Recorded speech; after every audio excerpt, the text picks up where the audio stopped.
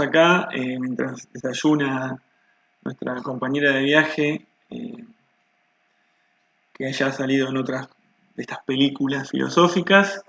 Vamos a comenzar a trabajar sobre la segunda parte de los extractos que hemos seleccionado para caracterizar el quehacer filosófico de el texto o el libro La filosofía de Karl Jasper. Nosotros vamos a trabajar sobre algunos extractos del capítulo 1 y 2.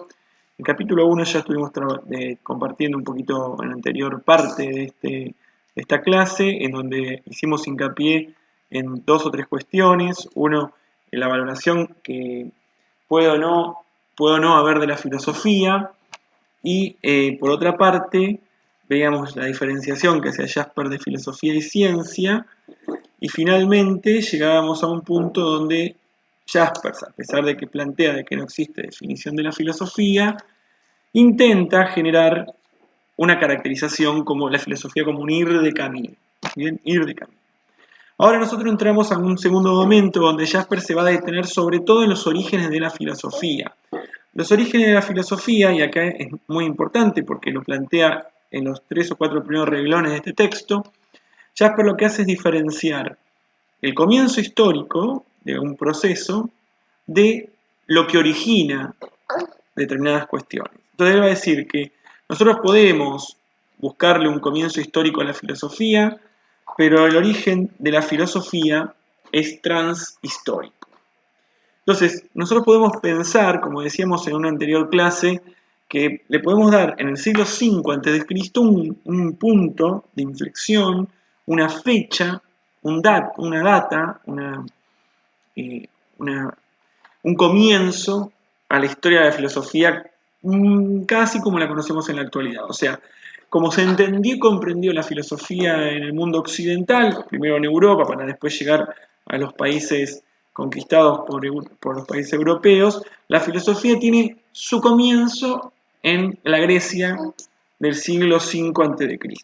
Un comienzo histórico. ¿Quiere decir que es el momento donde surge por primera vez la filosofía? No, porque el origen de la filosofía es transhistórico, o sea, atraviesa el tiempo.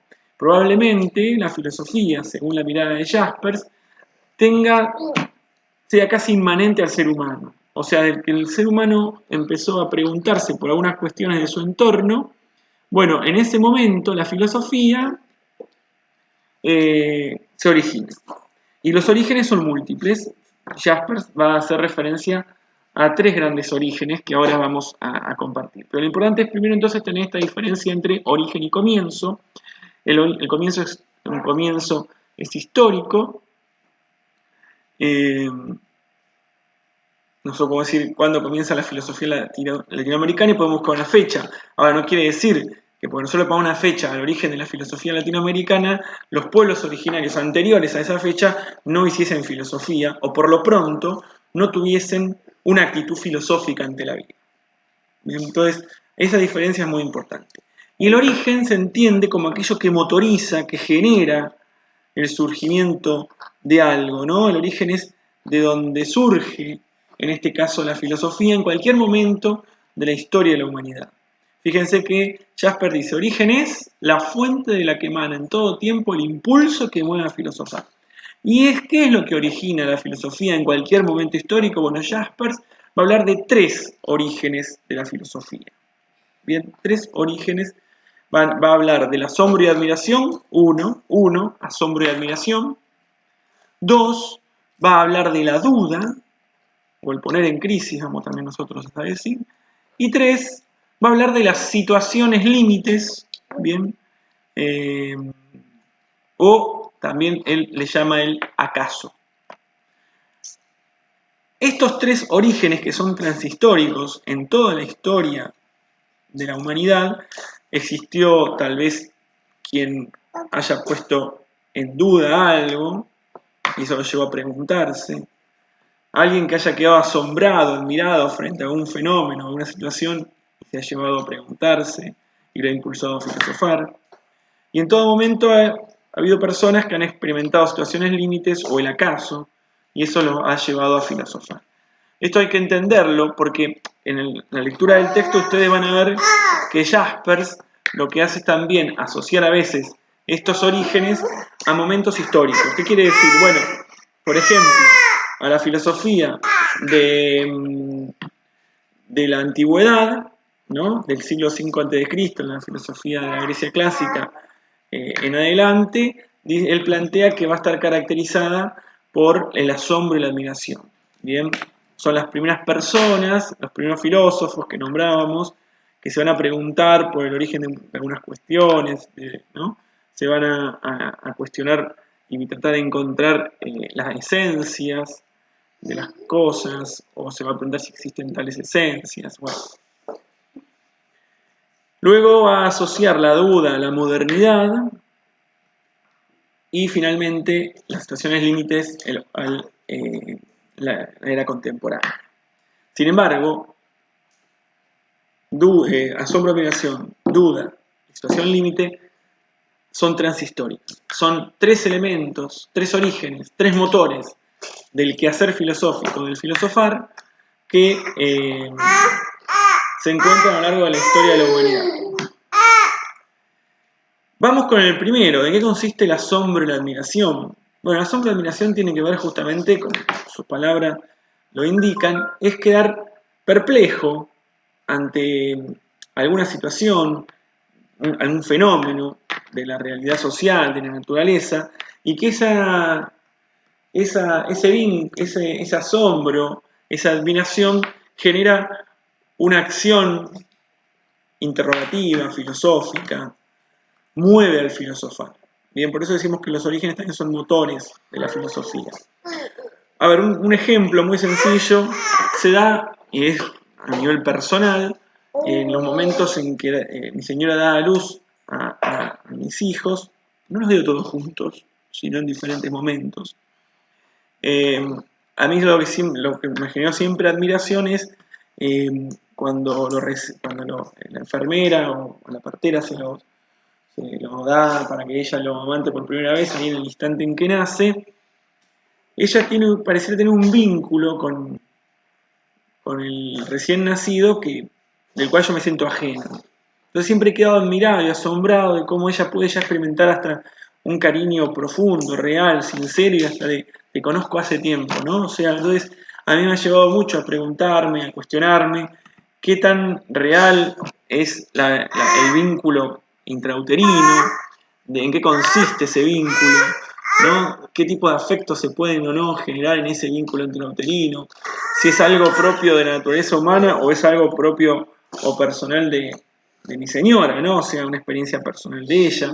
Bueno, ahora esa admiración o ese asombro frente a esta experiencia de ella, de vincularse de esa manera con sus hijos recién nacidos, o con nuestros hijos recién nacidos, bueno, de alguna manera, está vinculada, estas preguntas y estas reflexiones, están vinculadas con el asombro y admiración que en ese momento se convierten en motor del filósofo. Bien, entonces, bueno, primera idea para tener presente. La segunda idea, o el segundo motor de la filosofía, tiene que ver con la duda, ¿bien? El poner en crisis. Uno entiende la filosofía, uno personalmente entiende la filosofía como esto, ¿no? La posibilidad de poner en crisis, en suspenso, en sospecha el orden establecido. Bueno, y justamente la duda como motor de la filosofía se trata de eso. Se trata de justamente cuestionar lo establecido, no en un cuestionamiento por cuestionar, ¿no? Sino preguntar los sentidos de ese orden que nos llevan a vivir del modo en que vivimos, que nos llevan a decir qué es lo bueno y lo malo de determinado modo, por qué esto es bueno, por qué esto es inválido, por qué esto es correcto o incorrecto. Bien, esa pregunta del por qué, del poner en duda, del poner en crisis, bueno, justamente es lo que también motoriza, dice Jasper, el filosofar. En el caso de Descartes, que nombra allí y que nosotros vamos a ver más adelante, la duda se vuelve método. Bien, una forma de hacer filosofía va a ser dudar. No dudar por dudar, sino dudar con sentido, con examen crítico, con posibilidades de poner en crisis lo establecido para encontrar razones más profundas. Sin embargo, esto podemos decir que puede existir, y como lo vamos a ver en la siguiente unidad o en el siguiente eje, una de eternum a veces, ¿no? A veces hay que cancelar la pregunta y la duda porque si no tranquilamente podríamos caer, y los hay como corrientes filosóficas, en un escepticismo radical. Dudamos de todo, ¿bien? Al nivel de que llegamos a la nada, como planteábamos cuando veíamos los planteos, valga la redundancia, de Gorgias, ¿bien? En el anterior texto, cuando veíamos el texto El surgimiento de la filosofía, hablábamos de Gorgias como este sofista que genera algunas líneas escépticas, pero también nihilistas. Entonces, me parece interesante el tener presente esto, el dudar por dudar. Uno puede entender el dudar por dudar como una especie de trabajo filosófico, pero no tiene que haber una duda caprichosa, ¿bien? Sino tiene que tener en el trasfondo movilizar la duda, motoriza al filósofo. Y el tercer elemento, y el tercer motor y origen de la filosofía que nombra Jaspers, es la situación límite o el acaso. Bien, la situación límite son todas aquellas situaciones que nos permiten percatarnos de que somos seres impotentes, débiles, que no tenemos todo resuelto, que los seres humanos no somos infinitos, al contrario, somos finitos, y que la frustración, el dolor, el miedo, la muerte, están ahí a la vuelta de la esquina, ¿bien? Y que hay cosas a las que no podemos enfrentar ni resolver. Entonces, estas situaciones también las denomina Jaspers el acaso. Bien, el acaso tiene que ver, a ver, cuando usamos la frase, ¿y si acaso tal cosa? ¿Y si acaso no pudiese? ¿Y si acaso todo lo que uno cree, en lo que cree no tiene sentido? Bueno, son situaciones que de alguna manera ponen en juego la propia existencia. Bien, generalmente están vinculadas, si te llaman situaciones límites, pues están vinculadas a situaciones de enfermedad, muerte, pero no solo, ¿no? O sea, también son situaciones límites los momentos de decisión importantes, como elegir una carrera, o elegir, por ejemplo, si tengo que construir con alguien, algo con alguien, como, no sé, una pareja, ¿no? Un noviazgo o un matrimonio, o romperlo también. Son situaciones en las que se juega la propia existencia. Y el filosofar ahí se hace muy profundo porque lo que está en juego es casi lo que uno es. Entonces, es importante la situación límite. ¿Por qué Jasper la vincula mucho con nuestro tiempo? Bueno, piensen ustedes, en el momento que escribe Jasper, venimos de tirar los seres humanos, de tirar un par de bombas atómicas, bien, de desarrollar bombas atómicas, de guerras que exterminan gente, de cámaras de gas, bien, de gobiernos totalitarios que matan gratuitamente, ¿no? Bueno, entonces, realmente, ¿qué es el ser humano, no? Es malo por naturaleza, no nos respetamos como especie. Bueno, ¿qué pasa con el ser humano? ¿Qué tan válido es? ¿Es tan válida la humanidad? ¿Caminamos hacia el exterminio de nosotros mismos? ¿Nos autoexterminamos? Bueno, todas estas cuestiones tienen que ver con preguntarnos sobre situaciones límites que ponen en juego toda nuestra existencia. Entonces, finalmente, Jasper va a desarrollar bastante este elemento de las situaciones límites, es interesante leerlo, y finalmente va a llegar a una cuestión que dice resumamos. Entonces, él empieza ya el resumamos diciendo: el origen del filosofar reside en la admiración, en la duda y en la conciencia de estar perdido. Esa conciencia de estar perdido es situación límite, lo que decíamos anteriormente. O sea, residen las tres cuestiones, son transhistóricas. Recuerden esto, en cualquier momento histórico se puede haber dado cualquiera de estas, a pesar de que si queremos buscarle un momento, como fecharlos, darle una fecha, a veces podemos, si quieren artificialmente, decir que esto corresponde a un periodo histórico, esto a otro. Ahora, Jasper dice que en el fondo, y esto tiene que ver con el primer capítulo que habíamos visto de Jaspers, que habíamos terminado con el que en el fondo existe algo unánime respecto de la filosofía, que es la posibilidad de ser comunicada y de poner en comunicación a la humanidad. Jasper va a decir que en el fondo lo que en la filosofía la moviliza es la posibilidad de la comunicación de existencia a existencia. Bien, ahí Jaspers, a pesar de que no termina de darnos una definición de filosofía, vuelve a insistir con otro elemento más. Primero con el ir de camino, ¿no? Como una característica vital de la filosofía.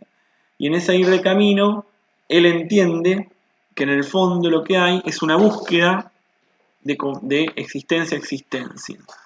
Bien, no solo de espíritu a espíritu, dice él, sino de lo más profundo de lo que uno es a lo más profundo de lo que el otro es. Fíjense, dice, todo ello podría pasar si hubiese para mí en el aislamiento una verdad con la que tener bastante. Ese dolor de la falta de comunicación y esa satisfacción peculiar de la comunicación auténtica no nos afectarían filosóficamente como lo hacen si yo estuviera seguro de mí mismo en la absoluta soledad de la verdad, pero solo existo en compañía del prójimo, solo no soy nada. Entonces lo que dice Jasper, miren, tengo acá todavía el cuchillito del dulce que estoy dándole acá a Amanda. Entonces, esto es muy importante, porque la filosofía no existe sin el otro, pues la filosofía busca ser comunicada, ¿bien? Y busca generar comunicación. Y es ahí donde Jaspers, de alguna forma, a pesar de que ha dicho que la filosofía no tiene una definición, sino que se realiza y se define a medida que se la realiza, él plantea que tiene como un fin último, como un lugar a donde podríamos, como que nos tensiona para llegar a la comunicación de existencia a existencia. Entonces, ahí va a ir cerrando con esta idea este segundo apartado que estuvimos proponiendo para leer. Vamos a proponerles entonces esta lectura con estas ideas que les fuimos ofreciendo y esperamos que puedan ir caracterizando cada vez más profundamente en qué consiste el quehacer filosófico.